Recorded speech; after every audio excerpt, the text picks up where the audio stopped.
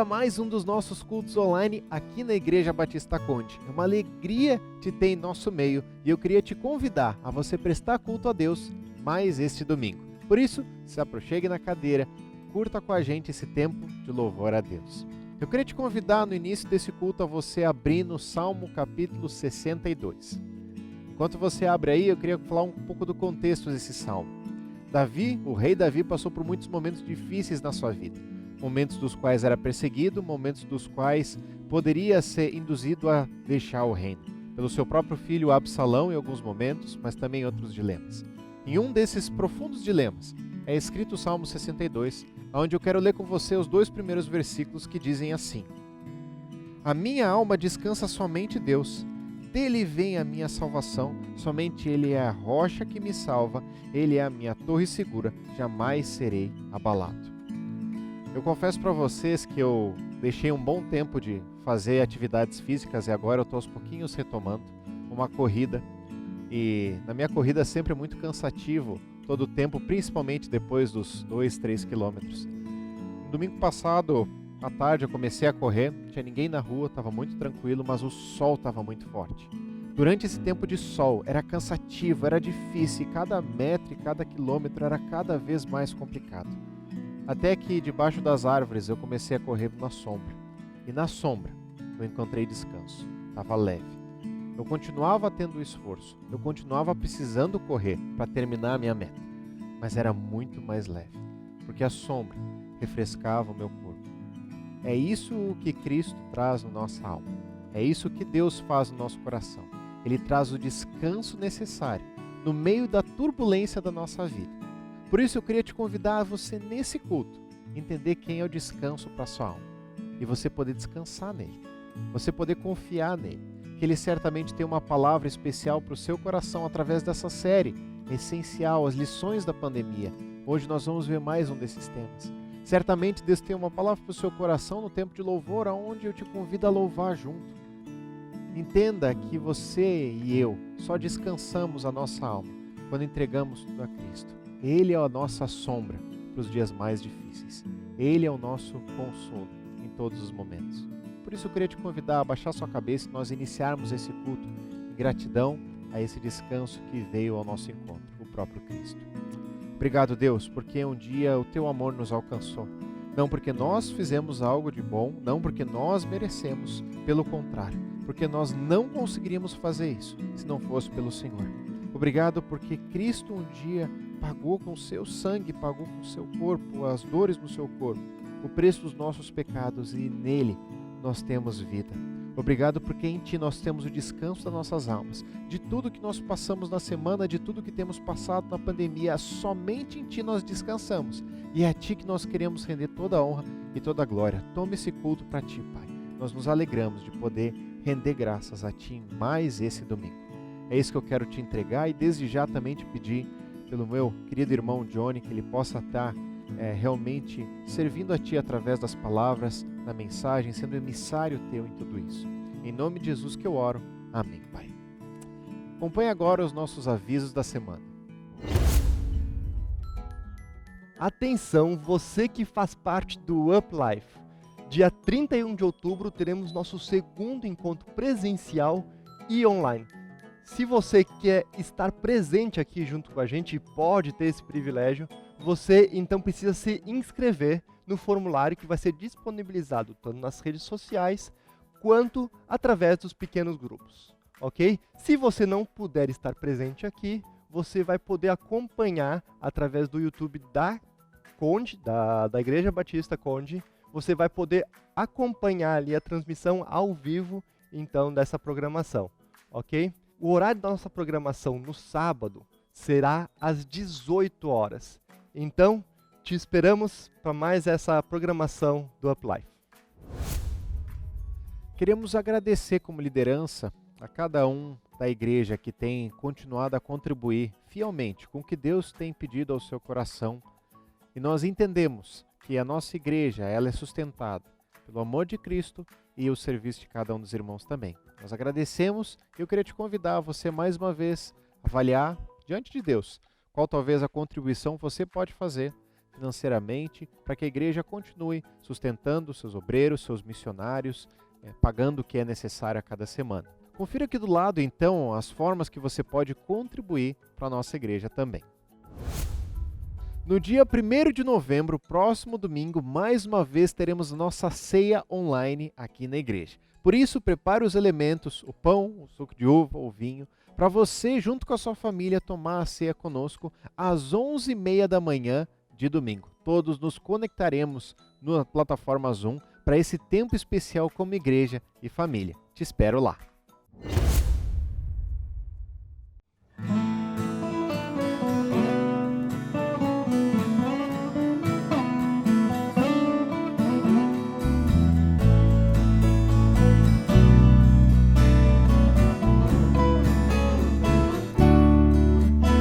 Se passa mais doce eu puder desfrutar, se dura mais forte sofrer,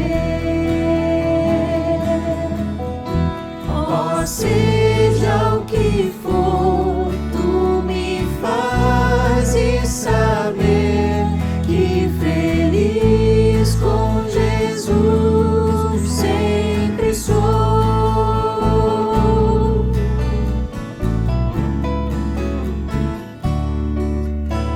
Embora me assalte o cruel Satanás e ataque com vis tentações, ó certo eu estou, apesar de aflições, que feliz eu serei com Jesus. Sou feliz com Jesus, com Jesus. Sou feliz com Jesus, meu Senhor.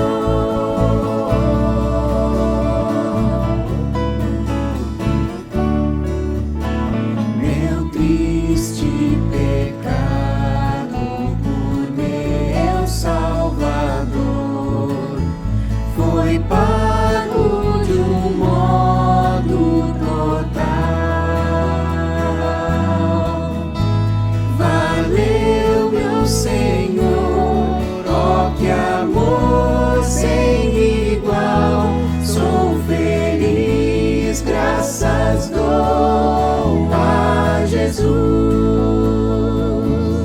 Sou feliz com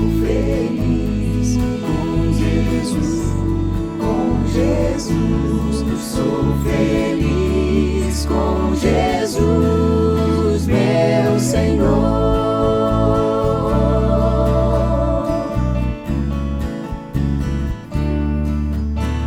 A vida eu anseio do meu Salvador, ao céu Ele vai me levar. Em breve eu irei para sempre morar com os salvos por Cristo Jesus.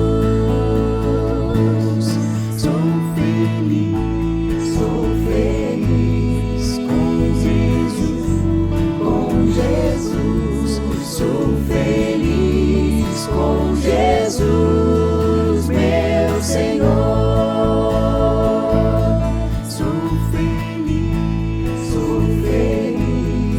com Jesus, com Jesus. Sou feliz com Jesus, meu Senhor. Sou feliz com Jesus, meu Senhor. Bom dia. Abra comigo a sua Bíblia em Josué, no capítulo 1. Nós vamos ler dos versículos 1 até 9. Josué, capítulo 1, versículos de 1 a 9. O texto começa dizendo assim: depois da morte de Moisés, servo do Senhor, disse o Senhor a Josué, filho de Num, auxiliar de Moisés: meu servo Moisés está morto. Agora, pois, você e todo este povo preparem-se para atravessar o rio Jordão e entrar na terra que eu estou para dar aos israelitas. Como prometi a Moisés, todo lugar onde puserem os pés eu darei a vocês. O seu território se estenderá do deserto do Líbano e do grande rio, o Eufrates, toda a terra dos hititas, até o Mar Grande, no oeste. Ninguém conseguirá resistir a vocês todos os dias da sua vida. Assim como estive com Moisés, estarei com você. Nunca o deixarei, nunca o abandonarei. Seja forte e corajoso, porque você conduzirá este povo para herdar a terra que prometi sob juramento aos seus antepassados. Somente seja forte e muito corajoso. Tenha o cuidado de obedecer a toda a lei que o meu servo Moisés lhe ordenou. Não se desvie dela, nem para a direita, nem para a esquerda, para que você seja bem-sucedido por onde quer que andar. Não deixe de falar as palavras deste livro da lei e de meditar nelas de dia e de noite, para que você cumpra fielmente tudo o que nele está escrito. Só então os seus caminhos prosperarão e você será bem-sucedido. Não fui eu que te ordenei? Seja forte e corajoso. Não se apavore, nem desanime, pois o Senhor, o seu Deus, estará com você por onde quer que você andar. Quando nós olhamos para tudo o que a pandemia de coronavírus fez, nós automaticamente fazemos alguns questionamentos. E dentre eles, nós paramos e perguntamos, certo? E a partir de agora, como é que vai ser? E tudo o que nós queremos é uma resposta que nos direcione, que nos instrua pelo caminho por onde nós devemos andar. Seria bom se nós tivéssemos uma resposta para o caos que o mundo virou, para o caos que o mundo se tornou. Porém, não fazer uma avaliação de como ficou o nosso coração e a nossa mente, quando muitas coisas nos foram tiradas, seria imprudente da nossa parte. E foi isso que nós tentamos fazer a cada uma das mensagens dessa série chamada Essencial, Lições da Pandemia. Quando nós fazemos essa mesma pergunta para a sociedade, como vai ser a partir de agora? Muitos dizem que nós teremos que ter resiliência para retomar as nossas vidas. Mas o que é resiliência?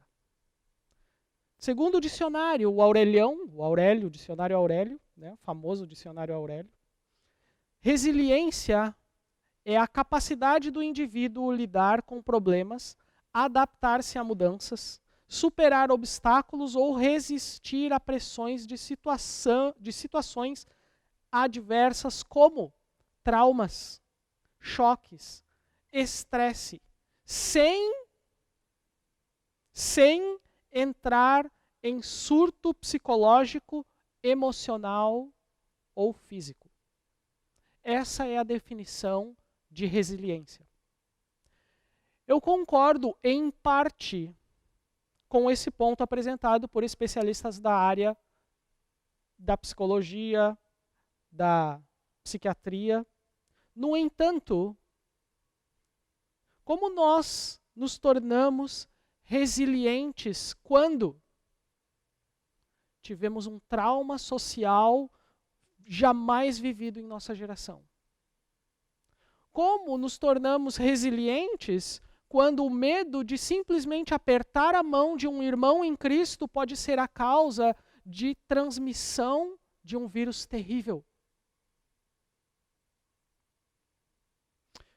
Quando nos tornamos resilientes, quando houve uma ruptura dos laços familiares tão profunda ao ponto de filhos não conseguirem respirar ao lado dos seus próprios pais, com medo de levá-los a óbito.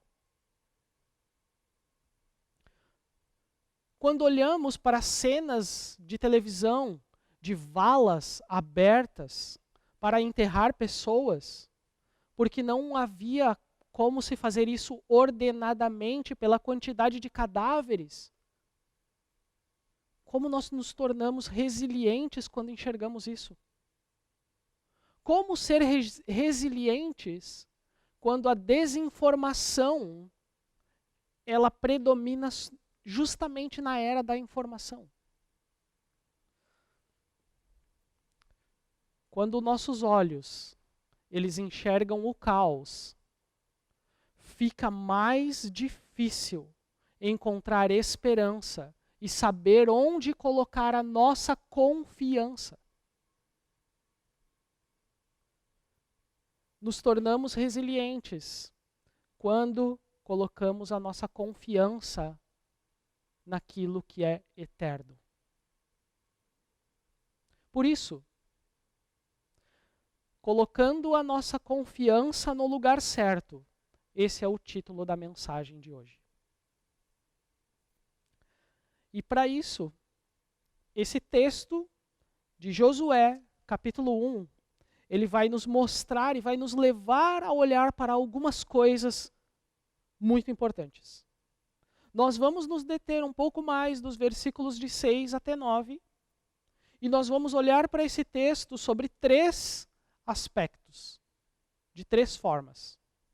Primeiro, nós vamos ver quem recebeu essas palavras, ou seja, quem é Josué. Depois, segundo, nós vamos ver o que essas palavras significaram para Josué. E o terceiro ponto, nós vamos ver o que essas palavras significam para nós, como igreja hoje. O livro de Josué, ele é o 6º livro da Bíblia, e ele é o primeiro de um grupo de 12 livros chamados de livros históricos. Os livros históricos contam a história do povo de Israel e também dos judeus, e é sobre um relato histórico que nós vamos meditar nessa manhã. E a primeira pergunta que eu quero fazer para vocês diante desse texto é: quem foi Josué? Leia comigo versículos 1 e 2. Versículos 1 e 2 fala bem assim: depois da morte de Moisés, servo do Senhor, disse o Senhor a Josué, filho de Num, auxiliar de Moisés: meu servo Moisés está morto.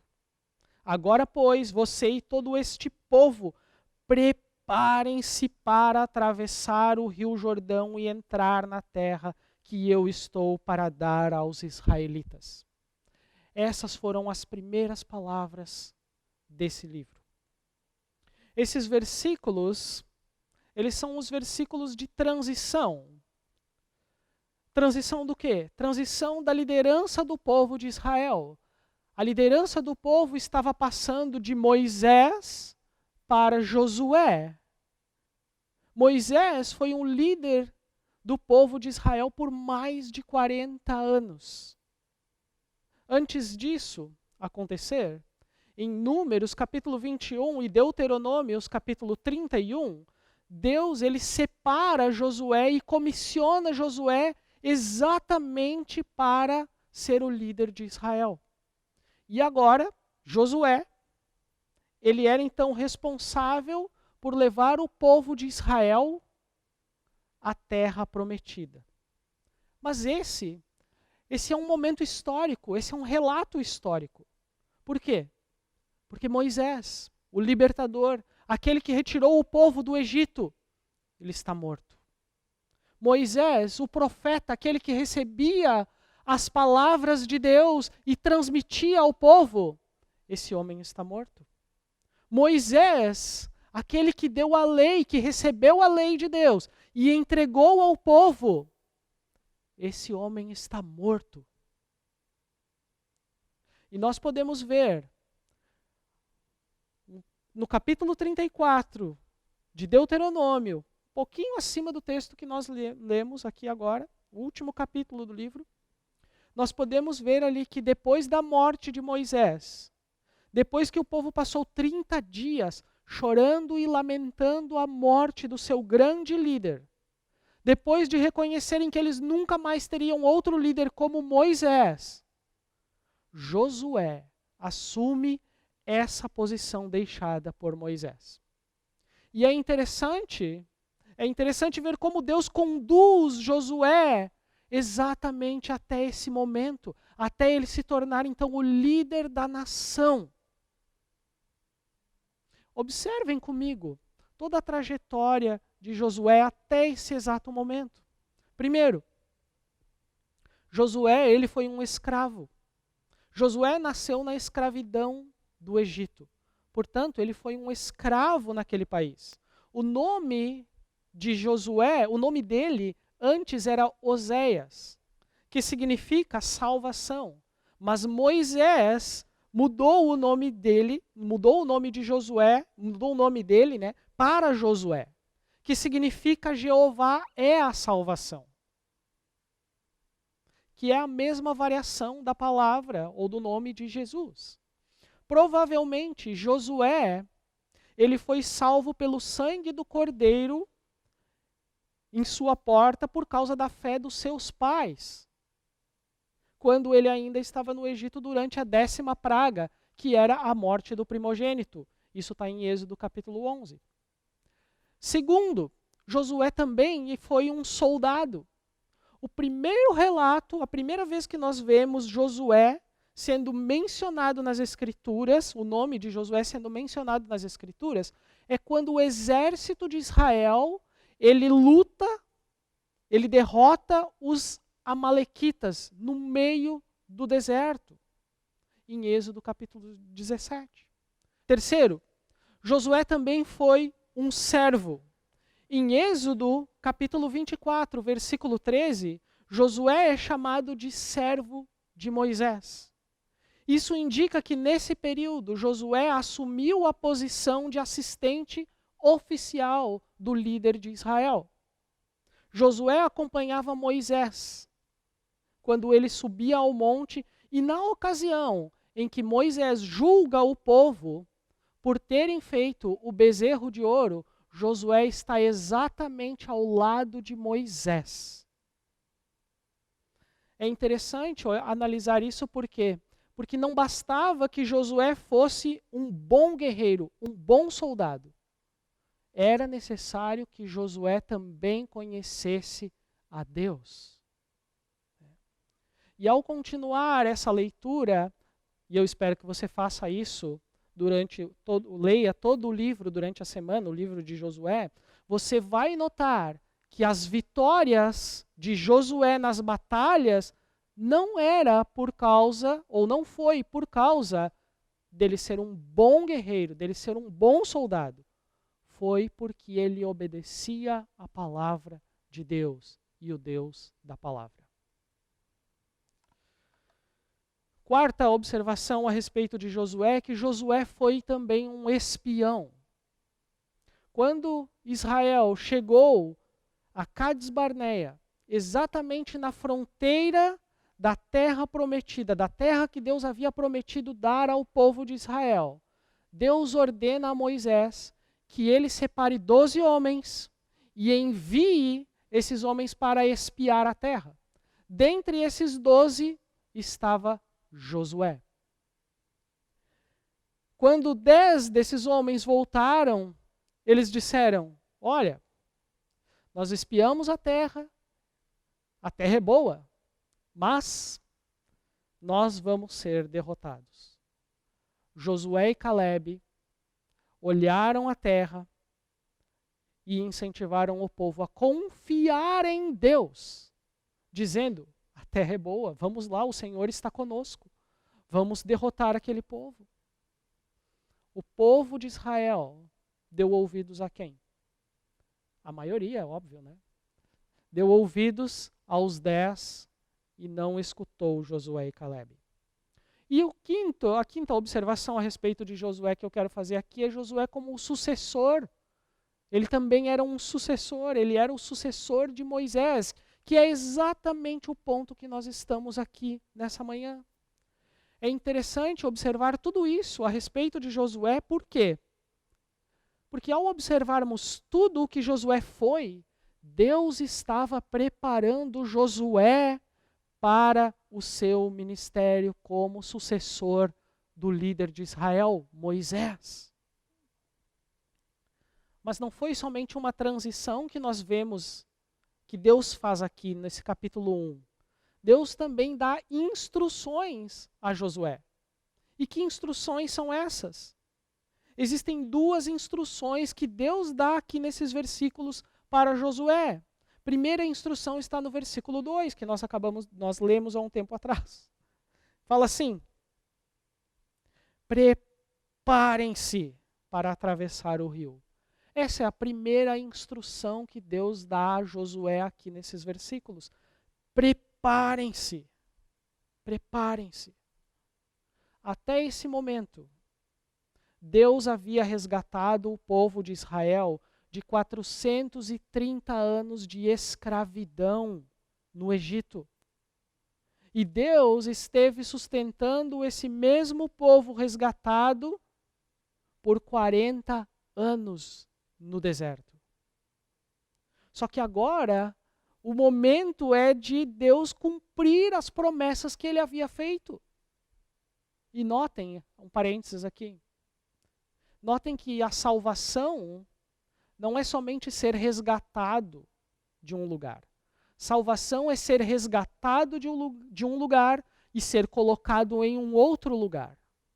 Quando nós olhamos para a nossa salvação, para como nós fomos salvos, quando Jesus nos salvou, ele nos resgatou do inferno, mas ele também nos colocou em uma outra posição, no céu, destinado ao céu, destinado à eternidade. E Deus quer levar então o seu povo, o povo de Israel, para a terra prometida.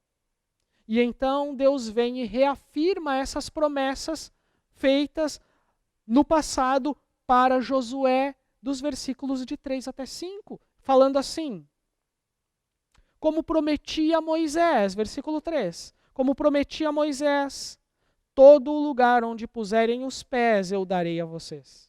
O seu território se estenderá do deserto do Líbano e do grande rio Eufrates, toda a terra dos hititas até o mar grande no oeste. Ninguém conseguirá resistir a vocês todos os dias da sua vida. Assim como estive com Moisés, estarei com você. Nunca o deixarei, nunca o abandonarei. Lembram que Josué e todo o povo haviam chorado por 30 dias a morte de Moisés. Agora Deus vem e fala para Josué: ei, meu amigo, levanta, é hora de partir. É hora de tomar posse daquilo que eu prometi ao meu povo. É tempo de lamentar, o tempo de lamentar já passou. O tempo de chorar já passou. É hora de partir, é hora de ir para a terra que eu dei para vocês. E então, Deus fala para Josué: meu amigo, levanta daí, sai daí e vamos em frente. E aqui vem a segunda instrução de Deus para Josué. Deus chega para Josué e diz no versículo 6, seja forte e corajoso. Qual era a primeira instrução mesmo? A primeira instrução foi, prepare-se. E a segunda instrução, seja forte e corajoso. Essa é a segunda instrução que Deus dá para Josué aqui. E depois ele fala mais uma vez, seja forte e muito corajoso, no versículo 7. Seja forte e corajoso, de novo no versículo 9. Deus repete 3 vezes, dos versículos 6 até 9, as mesmas palavras. Seja forte e corajoso. Sabem o que essas palavras, seja forte e corajoso, elas significam? Elas significam, seja ousado, seja firme, seja uma rocha, seja inabalável. É isso que elas significam. Esse é o mandamento de Deus. E seja corajoso, o que significa? Seja corajoso significa não ceda ao medo. Não ceda ao medo, não deixe o medo te dominar. Não deixa que o medo domine você. Seja corajoso, desafie, seja valente. É isso que essas palavras significam. E essas palavras, seja forte e corajoso, elas são repetidas 3 vezes para Josué. Porém, essa não foi a primeira vez que Deus fala essas mesmas palavras para Josué. Deuteronômio 31, versículo 23, fala bem assim: O Senhor deu esta ordem a Josué, filho de Num: seja forte e corajoso, pois você conduzirá os israelitas à terra que lhes prometi sob juramento, e eu próprio estarei com você. Moisés entrega essas palavras a Josué: seja forte e corajoso. Moisés disse isso exatamente no dia da ordenação de Josué, no dia em que ele comissiona Josué como sucessor dele. Mais tarde, o próprio livro de Josué nos mostra que o povo diz essas mesmas palavras para Josué: seja forte e corajoso. E a pergunta que eu quero fazer agora é: por que essas palavras foram ditas tantas e tantas vezes para Josué? Essa é a pergunta que nós temos que fazer aqui.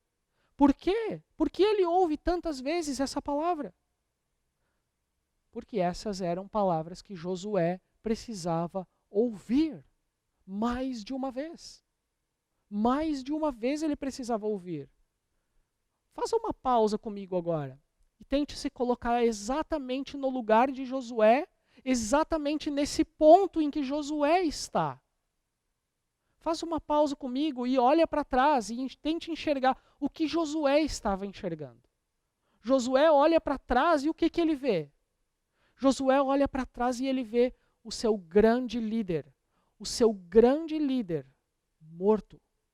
O seu grande líder está morto. E notem que pelo tempo que Moisés viveu, Josué se sentia muito confortável e muito seguro ao lado de Moisés. Só que agora é Josué quem tem que liderar o povo de Israel. Josué olha para trás e ele vê que o povo precisa ser liderado. O povo precisa de uma liderança clara, sólida e objetiva. E era agora a responsabilidade dele prover isso para esse povo. Josué olha para trás e ele pensa que ele não se preocupava com nada antes. Ele somente recebia ordens de Moisés. Mas aí ele olha para frente. E ele olha para frente e o que tem na frente dele? Existe um povo na frente de Moisés. Existe um povo, uma nação que precisa que ele a lidere. Josué olha para frente e ele enxerga que existem inimigos para serem derrotados. Existe uma terra para ser conquistada. Havia uma herança prometida por Deus para ser tomada. E Deus fala para Josué mais de uma vez: seja forte e corajoso. Seja forte e muito corajoso. Seja forte e corajoso. Agora, tente colocar sua vida sob essa perspectiva. Sob essa perspectiva. Por quê? Porque você olha para trás. Quando você olha para trás na sua vida, talvez você enxergue um estilo de vida que não existe mais por causa da pandemia de coronavírus. Você olha para trás e se sente perdido. Por quê? Porque é você quem tem que dar direção para a sua vida, você não pode mais esperar por ninguém. Você olha para trás e talvez o que você veja seja o medo e a incerteza diante de você. Você olha para trás e as coisas nas quais você depositava a sua confiança, elas falharam. O plano de saúde não garante mais nada, o seu dinheiro talvez não garanta mais nada. A posição social que você ocupa não garante mais nada. Aí você olha para frente. Você olha para frente e na sua frente existe um medo para ser dominado. Na sua frente existe uma ansiedade para ser colocada no lugar dela. Existem batalhas para serem vencidas e talvez elas comecem na luta entre vou ao culto presencial ou não. Saio de casa e tento levar uma vida, ou tento voltar à vida que tinha, ou me fecho em casa com medo. Você já pensou? Por que é que Deus estava falando para Josué ser forte? Por que Deus estava falando para ele ser forte? Porque Josué se sentia fraco. Porque Josué se sentia incapaz de fazer aquele trabalho que Deus estava chamando ele para fazer. E por que Deus estava falando para Josué ser corajoso? Porque Josué estava nervoso. Josué estava com medo. E em outras palavras, Josué era como eu e você. Simples assim. Talvez você esteja em um momento da sua vida que Deus já falou com você. Deus já colocou algo no seu coração e você sabe exatamente o que você tem que fazer. Talvez seja alguém com quem você precisa falar, talvez Deus já tenha falado o lugar onde você tenha que ir, talvez seja algo novo. E você sabe que é Deus quem está falando ao seu coração e à sua mente. Mas você tem medo. Você está com medo, você está nervoso, você está impaciente, você está inseguro. Você está com os seus olhos os olhos em si mesmo e não está com os olhos no Senhor. Deus, Ele está chamando Josué para colocar a confiança dele no Deus que dá força e coragem para vencer os obstáculos e o medo. É isso que Deus está fazendo com Josué aqui. Ter medo não é essencialmente pecado. Nós temos medo. Alguns têm medo de altura, outros têm medo de aranha, outros medos. E o medo não é essencialmente pecado. Mas quando é que o medo se torna um pecado? Quando? Quando nós entramos em um desespero tão grande que pensamos que Deus perdeu o controle de tudo. Aí o medo se torna um pecado nas nossas vidas. Isso é pecado. Querem ver um exemplo exatamente disso que eu estou falando aqui? De como o medo ele impacta na nossa fé e, consequentemente, na nossa confiança em Deus?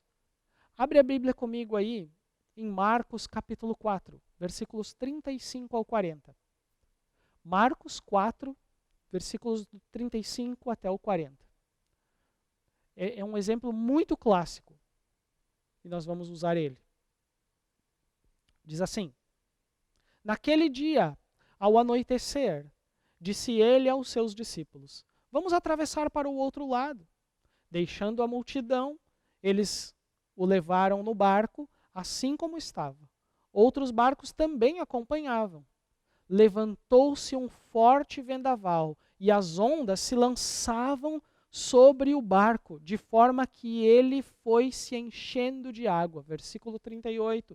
Jesus estava na polpa, dormindo, com a cabeça sobre um travesseiro. Os discípulos o acordaram e clamaram: Mestre, não te importas que morramos? Ele se levantou, repreendeu o vento e disse ao mar: Aquiete-se, acalme-se. O vento aquietou-se e fez-se completa bonança. Então, perguntou aos seus discípulos: Por que vocês estão com tanto medo? Ainda não têm fé? Olhem como o medo levou os discípulos a questionar Jesus. Mestre, não te importas que morramos? Fica aí dormindo. Parece que não está vendo o que está acontecendo. Quando nós estamos com medo, nós fazemos exatamente a mesma coisa que esses discípulos fizeram. E como que nós fazemos? Jesus, não te importas com a minha saúde? Jesus, tu não te importas com a minha família? Não te importas com o meu negócio? Não te importas com o meu emprego? Como que eu vou sustentar a minha família? Jesus, tu não está vendo o que está acontecendo? Tu não está vendo que eu estou passando por dificuldades? Tu não está vendo que o mundo está caindo sobre mim? Jesus, tu não te importas? Não te importas com a minha família? Não te importas com o meu casamento? Olha os meus filhos. Nós fazemos a mesma coisa quando nós estamos com medo. A resposta de Jesus para os discípulos, e pode ser para nós também, é o versículo 40. Por que vocês estão com medo? Ainda não têm fé? Nossa confiança em Deus, ela é demonstrada através da fé que nós temos na pessoa certa. Jesus Cristo. Jesus Cristo. Nossa confiança, ela não está nas vacinas que estão sendo produzidas. Nossa confiança não está nos protocolos que estão sendo produzidos, que foram entregues e estão sendo implementados. Nossa confiança não está na ciência. Nossa confiança tem que estar enraizada em Deus, Criador do céu, da terra e de tudo o que existe na terra. É lá que deve estar a nossa confiança. É no Senhor que deve residir a nossa confiança. Seja forte e corajoso. Não se apavore, nem desanime, pois o Senhor, o seu Deus, estará com você por onde você andar. Josué 1, 9. Essa foi uma promessa maravilhosa que nós podemos ver que Deus fez a Josué. Agora, me deixe falar uma coisa para você. Quando você estiver passando por um tempo de dificuldades, seja qual for a dificuldade na sua vida, quando você não souber o que fazer, quando você tiver medo, quando o medo tentar te dominar, quando acontecerem coisas na sua vida que você nem entende o porquê, não tente entender isso de forma lógica, não tente entender isso logicamente ou intelectualmente, mas se agarre nas promessas de Deus. Quais promessas? Romanos 8,18, por exemplo, que diz assim: considero que o nosso sofrimento de agora não é nada comparado com a glória que Ele nos revelará mais tarde. Ou 1 Coríntios 10, 13, que diz assim: as tentações em sua vida não são diferentes daquelas que outros enfrentaram. Deus é fiel e não permitirá tentações maiores do que vocês podem suportar. Quando forem tentados, olhem só isso, quando forem tentados, Ele mostrará uma saída para que consigam resistir. E agora vem a grande pergunta para nós nessa manhã. E eu já me encaminho para o final. E qual é essa pergunta? Como podemos ser fortes e corajosos em um ano como esse de 2020? Como podemos ser fortes e corajosos em um ano como esse que nós estamos vivendo, 2020? Primeiro, permanecendo firme nas promessas de Deus. Segundo, nós somos fortes e corajosos quando nós obedecemos a palavra de Deus. É só ler versículos 7 e 8 de Josué. E terceiro, confiando no Senhor. Confiando no Senhor. Jeremias 17, 7. Bendito o homem que o quê? Que faz o quê? Bendito é o homem cuja confiança está em quem? No Senhor, cuja confiança nele está. Confia no Senhor, meu irmão. Confia no Senhor. E que Deus te abençoe. Me permita orar com você nessa manhã. Deus, Senhor, essas foram palavras poderosas para Josué. E elas certamente impactaram a vida de Josué com força e coragem. Pedimos que o Senhor nessa manhã, nesse domingo, nesse dia que o Senhor preparou para ouvirmos essa mensagem, essa palavra. Pedimos que o Senhor possa usar essas mesmas palavras transmitidas a Josué para nos dar força, porque nós sentimos fracos, nos sentimos por vezes desprotegidos e com medo. E que o Senhor possa nos dar coragem, porque nós temos medo. Nos ajude, Senhor, nessa manhã a te obedecer e a confiar nas tuas promessas. Em nome de Jesus. Amém. Amém, meu irmão. Que Deus te abençoe.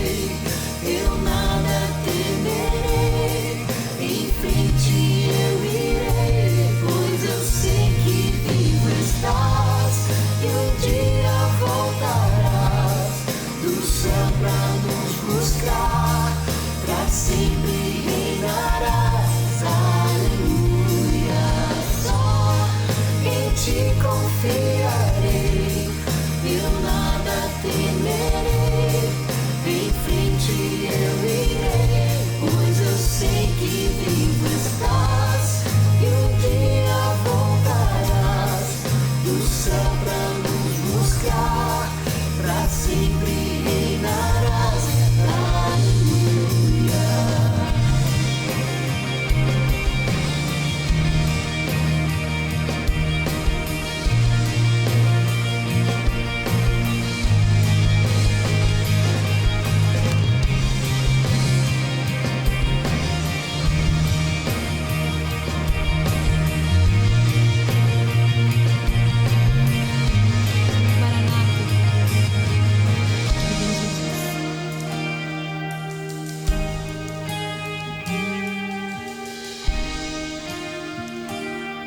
Vamos cantar junto.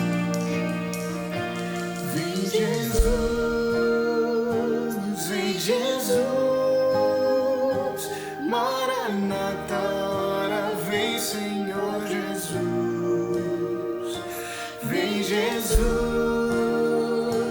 vem Jesus, Maranata, ora vem Senhor Jesus. Vem Jesus.